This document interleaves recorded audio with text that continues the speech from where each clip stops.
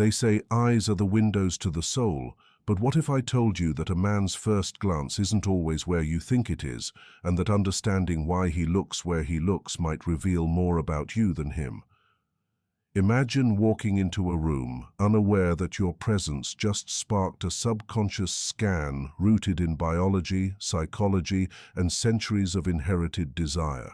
Yet beneath that initial gaze lies a powerful truth that most women overlook, a truth that determines whether you'll be merely admired or unforgettable.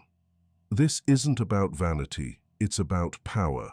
The kind of power that comes when a woman reclaims the narrative behind how she's perceived and uses it not for validation but for direction. So let's dive deeper, not into lust but into human nature, because what you're about to discover about these 5 body parts might shift how you carry yourself forever. But be warned, once you understand the psychology behind the male gaze, you'll never walk into a room the same way again. Ready?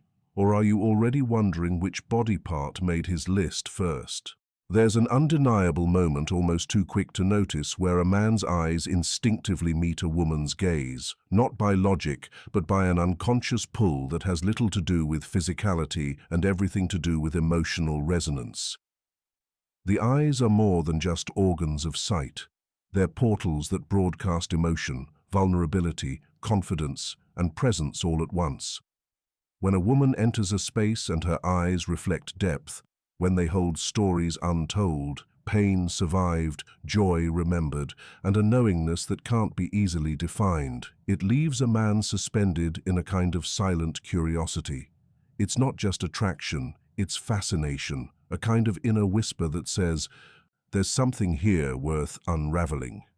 In a world obsessed with external validation and fast glances, a woman's gaze can become a rebellion, an unspoken refusal to be reduced to surface-level charm. There's something primal in how eyes meet, especially when her look isn't desperate for approval but grounded in self-awareness. The man may not even be fully conscious of what he's reacting to, but his subconscious registers it instantly. Here is someone whose gaze does not beg, but beckons. Eye contact can expose the raw fabric of a person's inner landscape. When a woman looks without flinching, without folding into discomfort, it delivers a subtle but undeniable message. She knows who she is, and she's not hiding. That kind of gaze isn't learned, it's earned. It's born from facing internal chaos and still choosing to show up with open eyes, and that's what disrupts a man's pattern of casual glancing. Most people avoid deep eye contact because it requires presence, and presence is rare in an age of scrolling distractions and shallow conversations. But when a woman offers it, steadily, naturally, it creates a collision between what's seen and what's felt. Suddenly the man isn't just looking at her, he's being seen, and that realization either draws him in deeper or forces him to look away. There's also a mysterious rhythm in feminine eyes that defies description. They carry a kind of dance between softness and steel, surrender and self-control. The right look at the right moment can disarm arrogance or ignite admiration without a single word. And men, whether they realize it or not, are wired to respond to that balance. It awakens the archetype of the seeker within him, the inner explorer who isn't satisfied with what's visible, but is drawn to what lies hidden. It's why he might glance at her eyes first, then find himself returning to them again and again, even when the rest of the world offers louder distractions. Because in those eyes, he senses both invitation and challenge. Not the kind of challenge that demands performance, but the kind that evokes a better version of himself, one worthy of the depth she carries. It's worth noting that emotional depth doesn't always scream intensity. Sometimes it's in the playful sparkle, the knowing wink, the micro-expression of someone who sees through masks but chooses not to expose them. A woman's eyes can speak of heartbreak but still carry hope. They can show disappointment but never bitterness. That paradox of feeling everything yet being owned by nothing is what captures a man's deeper attention. The eyes can suggest 1,000 untold stories, but only those brave enough to listen without fear will ever get to hear them. And that's the difference between being admired for beauty and being desired for substance. Fear also plays a role here, on both sides. For a man, locking eyes with a woman whose emotional energy is grounded and unshakable can be terrifying. It's not fear of her, but fear of what she awakens inside him, the parts of himself he's ignored, the emotional maturity he hasn't yet earned, the depth he's never had to meet in casual connections. Her eyes become a mirror, and not everyone is ready to see themselves reflected with that level of honesty. And yet, for the right man, that fear doesn't drive him away. It pulls him forward, like a moth to a flame that doesn't burn but refines. There's also an urgency in modern relationships to bypass the eyes and focus on the body, on external form, on surface traits. But every lasting connection begins with presence, and presence always begins in the eyes. This is where trust begins to form, where unspoken agreements are made. I see you becomes I trust you, and eventually I want to understand you. That process cannot be faked, it cannot be filtered, and it certainly cannot be rushed. When a woman's eyes carry emotional intelligence, awareness, and self-possession, they become more magnetic than any curated pose or cosmetic enhancement. They command attention without demanding it. Excitement, too, is woven into this exchange. A look can electrify, not because it offers answers, but because it promises depth. Men crave mystery just as much as clarity. They want to feel alive in a moment, to feel that tingle of anticipation that comes when someone sees them not as an object or project, but as a participant in something bigger. A woman's eyes that reflect playfulness, wit, strength, and presence become the source of that aliveness. It isn't about perfection. It's about energy. When she walks into a room and her eyes carry the courage to be fully there, not diminished, not desperate, it creates a pause in the minds of those watching. And in that pause, something shifts. The man no longer sees her as a passing image, but as an experience unfolding, one glance at a time. There's a quiet but undeniable pull that happens before words are exchanged, before thoughts are even fully formed, something ancient, wired deep into the male psyche that responds to the shape of a woman's body in ways he can't always explain. Among these signals, the waist-to-hip ratio stands out as one of the most powerful yet overlooked triggers of unconscious attraction. It's not just about appearance, it's about instinct, biology, and the silent codes of nature that whisper long before the mind catches up. A waist that subtly curves into fuller hips sends a message that goes back thousands of years, a message about health, fertility, strength, and life itself. And while society may try to reshape standards of beauty, evolution pays no attention to trends. This ratio, particularly when close to 0.7, activates something primal in a man, a kind of recognition, a mental note that says, she is life-giving. She is desirable, she is rare. But it isn't about being measured or judged. It's about being understood through the lens of psychological archetypes and biological truths. This physical proportion isn't just attractive, it's symbolic. It communicates femininity in its most instinctive form, one that signals not just softness but stability and vitality. When a man's eyes catch that subtle contrast between waist and hip, it isn't necessarily lust that rises, it's a deeper, less obvious signal that triggers his evolutionary memory. Even if he's unaware of the specifics, his body responds before his mind reasons it out. There's no checklist, it's automatic, like recognizing fire or fearing the edge of a cliff. The waist-to-hip ratio also carries unconscious associations with balance and symmetry. In psychological terms, humans are drawn to harmony, not chaos. That proportion reflects a kind of bodily equilibrium that communicates wellness, fertility, and youth.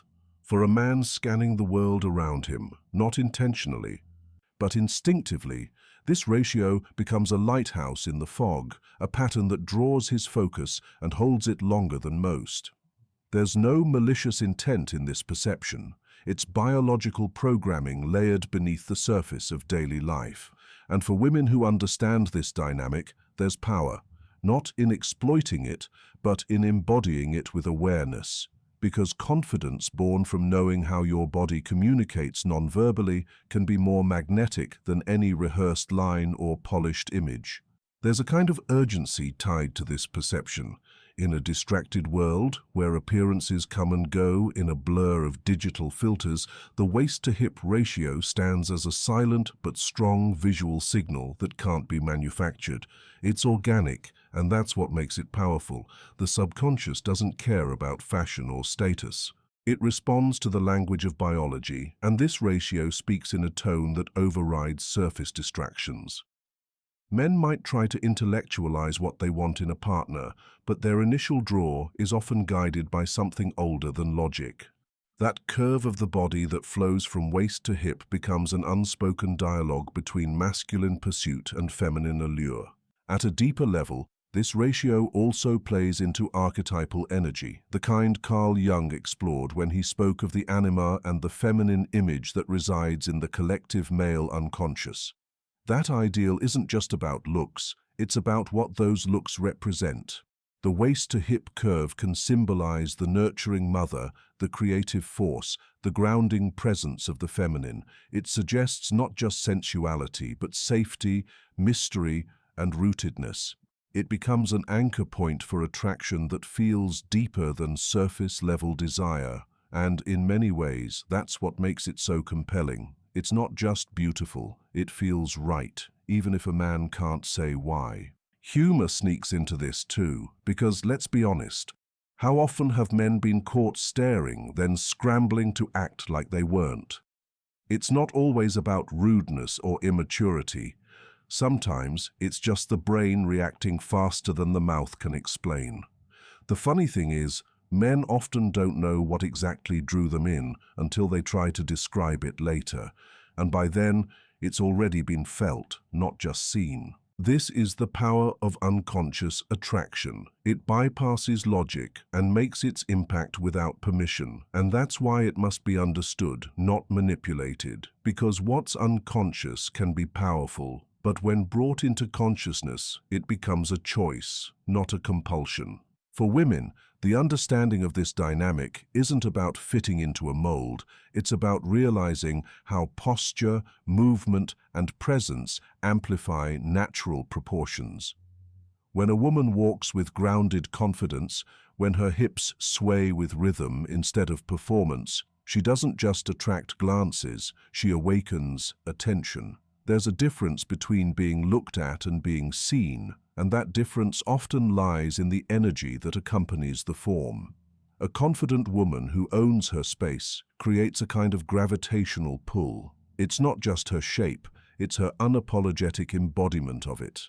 And that is what leaves a lasting imprint. Fear can also surface here, for both genders. For men, the fear of being too drawn, too affected, too exposed in their desire. For women, the fear of being reduced to body parts, of losing identity and physical attention. But the truth is, when approached with awareness, this ancient signal can be reframed. It's not objectification when it's understood as communication. It's not weakness when it's embodied with dignity. And it's not manipulation when it's aligned with truth. The waist-to-hip ratio isn't just a biological blueprint. It's a visual metaphor for how attraction is both art and instinct, both science and soul, and when understood deeply, it becomes a source of insight, not insecurity. There's a reason the lips hold so much silent power, a reason why even in the absence of speech, they manage to speak volumes. The moment a man glances at a woman's lips, it's not just about the curve, the fullness, or the color. It's about the emotions those lips suggest, the softness they promise, and the energy they radiate. Lips are the first doorway to human connection, the threshold where affection, vulnerability, and intimacy begin. Long before words are ever exchanged, a man subconsciously scans her mouth for clues, not just of beauty, but of how she might express emotion, warmth, or closeness. He's not aware of it consciously, but the human brain is wired to decode this particular feature, associating it with receptiveness, nurturing qualities, and sensuality all at once. The feminine energy that lives in a woman's lips is more than physical. It's energetic. Slightly parted lips can suggest openness, curiosity, even desire, while a subtle smile can instantly disarm guardedness and create a feeling of safety. This is not about seduction in the shallow sense. It's about emotional resonance. A man instinctively reads the mouth for signs of life force, not because he's obsessed with appearance, but because the lips reveal one of the most emotionally expressive parts of the body. They tremble with emotion, curl with humor, press with tension, and part with vulnerability. In that movement, there's a silent language being spoken, one that communicates volumes without sound. A woman who understands this doesn't need exaggerated expressions or performative smiles. Her authenticity is felt in the effortless presence of her mouth. There's something undeniably captivating about natural femininity expressed through the lips. It evokes warmth, approachability, and softness that balances the often hard-edged energy of modern interaction. In a world where people rush past each other, emotionally guarded and overstimulated, lips that mirror calmness or playfulness become a source of grounding. They tell a man whether this woman is present, whether she's attuned, whether her emotional field is open or closed. And that, in turn, signals how safe it would feel to connect.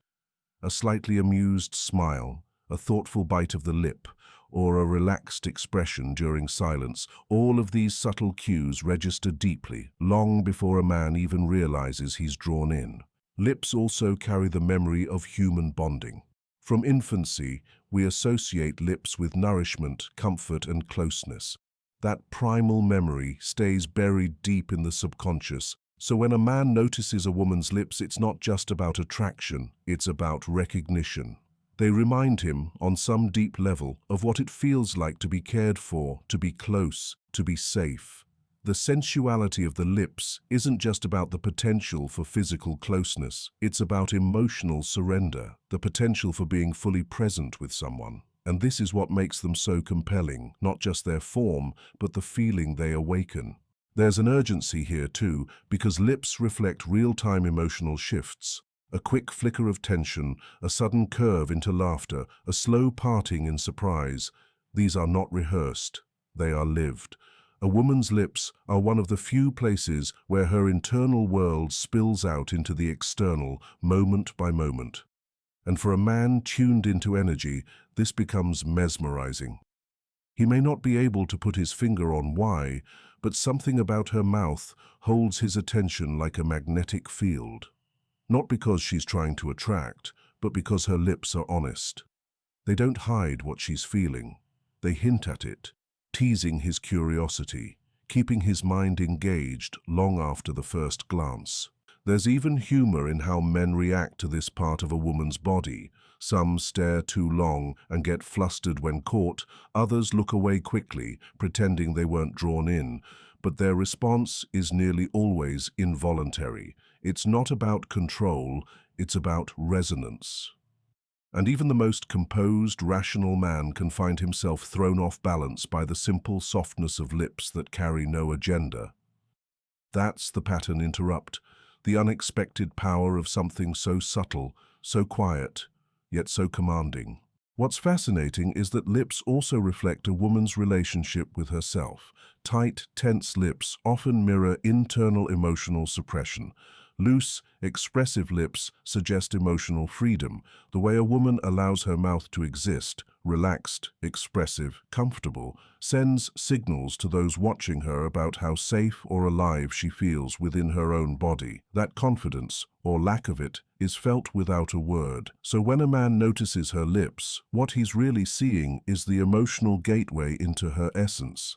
He sees how she holds her energy, how she responds to life, how open she is to connection, play, or pleasure. The sensual potential of the lips is undeniable, but it's not just erotic, it's deeply human. It holds the possibility of closeness, of being touched not just physically, but emotionally. A kiss, the most intimate form of lip-to-lip contact, isn't just a gesture of desire, it's a surrender of breath, a silent agreement to be vulnerable in another person's presence. So when a man glances at a woman's lips, even casually, part of his subconscious is asking, is she emotionally alive? Is she open to connection? Is she safe to approach? Or will she shut me out? And that's the power of the lips. They become a mirror not only of femininity, but of emotional access, of relational possibility, and of the depth that may lie just beneath the surface. There's something silently captivating about a woman's legs, not just in their shape or length, but in how they move, how they carry her, and the energy they radiate with every step. To the male subconscious, legs aren't just limbs. They're expressions of motion, strength, and unspoken confidence. A woman who moves with intention, whose walk is grounded, purposeful, and effortless, signals far more than just beauty. She reveals vitality. She becomes a symbol of life in motion, and in that motion, a man sees not just physical appeal, but an energetic signature that speaks of independence, freedom, and presence. This is why even a simple act, like walking across a room, can feel magnetic when a woman is aligned with her body, because her legs aren't just tools for locomotion, they're silent declarations of self-trust. Legs represent direction, autonomy, and the capacity to move toward what one desires and away from what no longer serves. For centuries, the feminine form in motion has held cultural and psychological weight. It communicates health, grace, and sensuality, not through exaggerated movements, but through flow. A woman who walks with soft power doesn't need to announce herself, her presence is already felt. Her legs express more than form. They express choice, the way she stands, the way she shifts her weight, how she plants her feet on the ground, all of it signals how connected she is to herself. And a man, even without understanding the details, registers it instantly. Her movements become a kind of dance that speaks to the unconscious, a rhythm that awakens his attention not because she demands it, but because she owns her space without apology. There's also a primal association between legs and health, especially from an evolutionary perspective. Strong, well-proportioned legs suggest stamina, fertility, and vitality, qualities that ancient instincts are still programmed to find desirable. A man might not think in these terms consciously, but his gaze often lingers on what his biology has been trained to value. That doesn't mean objectification, it means recognition.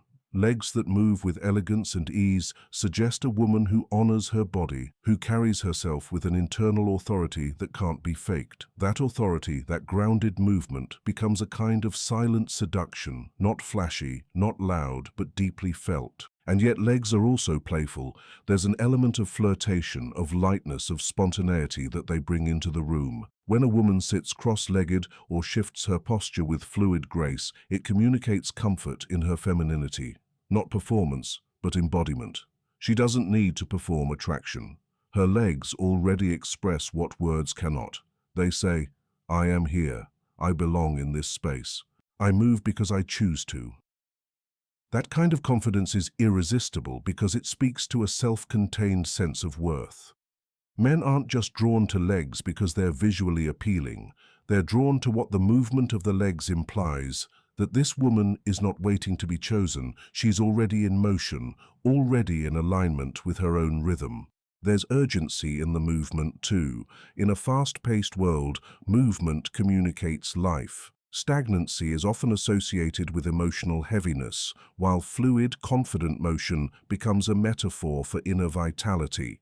When a woman walks with head held high, steps deliberate but relaxed, there's a story being told with each stride. She's not hurrying to escape, nor is she dragging herself forward. She's simply present, in control, and moving towards something meaningful. And that presence is what draws masculine attention. It's not just about legs, it's about momentum and the unspoken invitation it creates. A man witnessing this energy is confronted with a question. Can he keep up? Is he moving with that same confidence in his life?